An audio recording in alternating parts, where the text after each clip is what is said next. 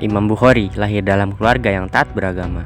Ayahnya adalah seorang ulama dan ahli hadis, tetapi meninggal saat Imam Bukhari masih kecil.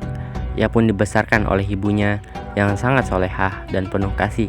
Ketika kecil, ia sempat mengalami kebutaan. Ibunya terus berdoa dengan penuh harap, dan akhirnya Allah mengembalikan penglihatannya.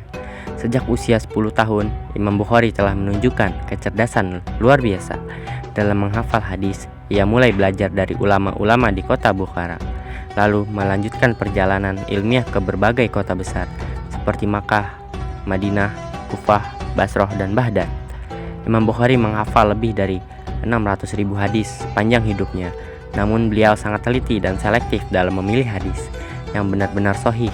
Beliau hanya mencantumkan hadis dengan sanad, rantai perawi yang kuat, dan perawi yang adil serta terpercaya. Hasil dari kerja kerasnya adalah kitab Fundamental. Kitab ini berisi sekitar 7.275 hadis termasuk pengulangan, dan dianggap sebagai kitab hadis paling sahih setelah Al-Quran oleh mayoritas ulama. Imam Bukhari menyusun kitab ini selama 16 tahun dengan penuh ketelitian dan kehati-hatian. Ia bahkan tidak mencatat satupun hadis kecuali setelah berwudu dan sholat 2 rakaat sebagai bentuk penghormatan terhadap sabda Nabi Muhammad SAW. Imam Bukhari juga mengalami ujian berat saat terjadi fitnah di kalangan penguasa. Beliau difitnah dan terusir dari kampung halamannya. Namun beliau tetap sabar, tidak membalas dengan kebencian, dan tetap istiqomah dalam ilmunya. Imam Bukhari wafat dalam usia 62 tahun. Ia meninggalkan warisan ilmu yang luar biasa dan menjadi teladan bagi para pencari ilmu sepanjang zaman.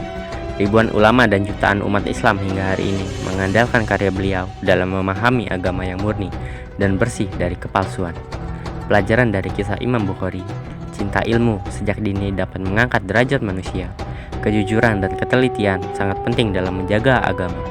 Kesabaran dalam ujian akan membuahkan kemuliaan yang abadi. Hanya dengan niat yang ikhlas, ilmu bisa menjadi amal jariah yang tak putus.